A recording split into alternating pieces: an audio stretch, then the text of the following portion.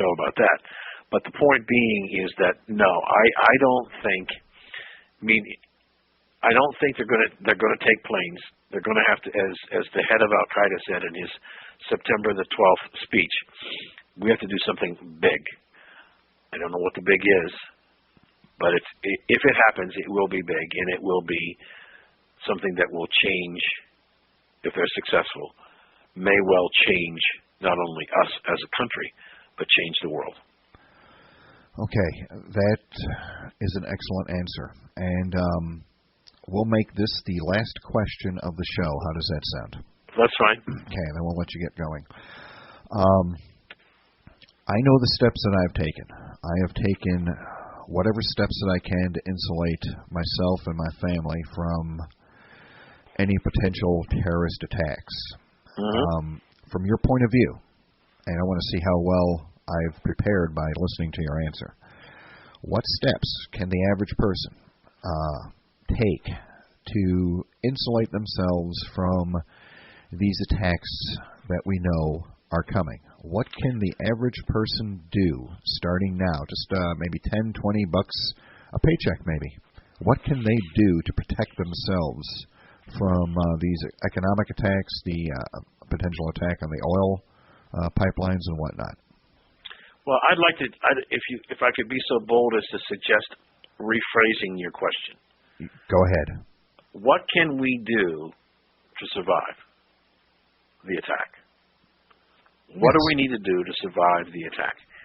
I can't tell you when it's coming. I can tell you that I believe the man, that he's going to try. So it's not a matter as if he's going to try. It's when he's going to try. But if he's somewhat successful, what do we have to do to survive? And I'm going to. This is probably going to sound overly symptomatic, but I really believe this.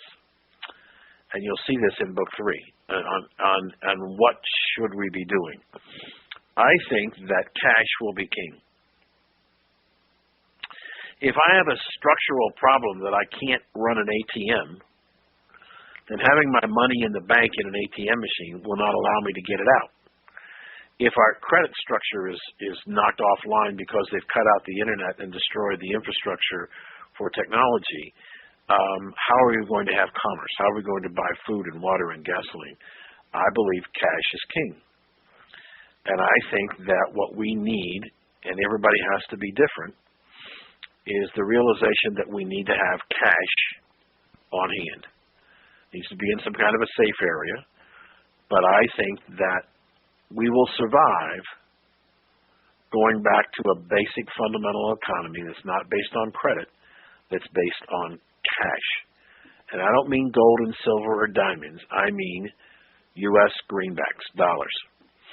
Because if we are attacked, we may find ourselves isolated from the rest of the world, and who cares whether we've got euros or Australian dollars? Doesn't make any difference, because what we're going to spend here in the United States is cash, American dollars. I think we need to have, first of all, some quantity of cash in our hand. Probably some foodstuffs.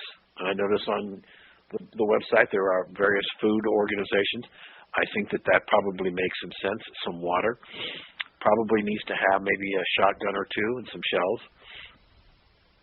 Because when you create a situation where you shut the economy down, where there's no commerce, no credit, no banking institution, no pension checks, no Social Security checks, people will begin to starve. And when people begin to starve, they become irrational. And they're going to go after wherever they can get food for themselves and for their families. Now, I know that sounds a little dire and a little crazy, but having cash on hand is a good way to deal with that. And there's a scene in the book, which you'll get to, where one of the leading characters is asked to go to an ATM machine and get some cash, to have some cash on hand so the family can buy food. And so my point is, you could talk about all kinds of things. Should I get a fallout shelter? Should I build an underground cave and all that stuff? I suppose you could if you want to. But what more than anything else You can put up some food, and you can buy some freeze-dried food, and that's all good. But ultimately, as we begin to recover from this attack, one of the things that's going to be necessary to pay the bills is cash. And I have something to add to that, because you've just said exactly what myself and other people have done. I would also suggest, and you tell me if this is what you think of this idea. I have been a big believer in also storing up local commodities, things like coffee, liquor, that sort of local commodity. Because when something happens and you need a gallon of gas, what's the guy at the store gonna do? Is he gonna want a bar of silver, or if you say, "I've got a pound of coffee, I'll trade you for a gallon of gas"? Which one do you think you mean? Exactly, barter. I believe that those types of commodities, even if it's stale coffee, I mean, what the hell? People are going to be, you're not going to be able to get coffee. Right. But I understand what you're saying, and I don't totally disagree with what you're saying, but think about it in one other sense. That guy who's running the local gas station that has some gas in the tanks underground, yeah, you could pay him with coffee, but sooner or later when that gas runs out, if he's going to get more, the gas company who's going to deliver gas to his station is going to want to be paid before they pump it in the ground. Not in coffee, but with cash. And so those people who have cash will have the greatest chance of survival. Well put. And okay. We're going to make that the last question and answer of the show, folks. The guest's name is Dan Perkins. His book is The Brotherhood of the Red Nile.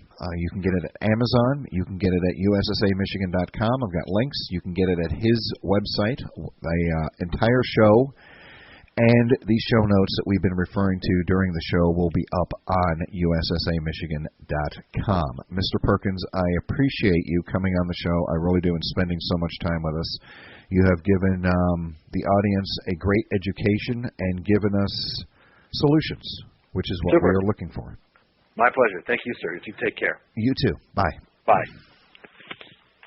And that, ladies and gentlemen, was our guest, Dan Perkins. He is hailing to us from New Jersey. It's actually where I was born, and my mother was raised in New Jersey, so I know the exact area where he lives and what he was saying about September 11th. I will also add, for those of you that are listening, now that our guest is gone, those of you that have hung around and listening to the end of the show or listening to the end of the show on the podcast and the MP3 and the YouTube channel, I have some experience, actual real-world experience, with the suitcase bombs that he was talking about in his interview and in his book. The suitcase bombs, a friend of mine here in Saline, way before I moved here, she was a fellow journalist back when I was doing my newspaper. And I was publishing some of her stories that the local paper, the Saline Observer, I believe it is, wasn't able to publish for editorial reasons. And she called me one day and said, "Listen, I've got an interview coming up with a guy that's being released from prison, and I'd appreciate it if you were there." So I loaded up my camera and all of my recording equipment, and I went down to the federal prison in Milan, Michigan. And we stood around in the fog waiting for this guy to be released, and he was released. And the federal prison authorities put him in a car and drove him to Ann Arbor, Michigan, to the Greyhound bus station. And we all formed a caravan, went up there. And they said, "You're getting on a bus, and you're leaving town, and you're going to do it today. The next bus that goes out, we don't care where you're going, you're getting on that bus, or else." And they left. So the group of us looked around. There was a TV production crew there, and my friend and myself. And the gentleman who was just released looked around and said, "Screw that, I want to go to breakfast." So we got in the cars and we went back to Milan, where he was released, and went to a restaurant within a half a mile of the prison. So we're sitting there for a couple hours doing an interview. And his main claim to fame was he had been squawking for years in the 1980s about the Soviet suitcase bombs that were missing. He had proof that they were missing, and he was one of the people that was involved with Oliver North. You remember Oliver North and the Sandinistas and everything. He was there in Central America working for a three-letter agency, and he came across the information about these suitcase bombs, and he started telling the government, you've got a big problem, because these suitcase bombs are missing. So, like any good government, the federal government did what they could and got him on tax evasion and put him in prison. And while he was in prison, he was making even more noise. So they wound up releasing him just to shut him the hell up. So we're in the restaurant, the TV crew's all set up, and they're filming their interview and everything, and we were allowed to talk to him too. And I asked a simple question at the time. I said, so if these suitcase bombs are missing, how many of them do you think are in the United States? And that's when the interview ended. He looked at me, he looked at the TV crew. The TV crew said, you're done, we're done. They shut off the cameras, and that was that. I never got an answer to that question. So you can take that for what it's worth.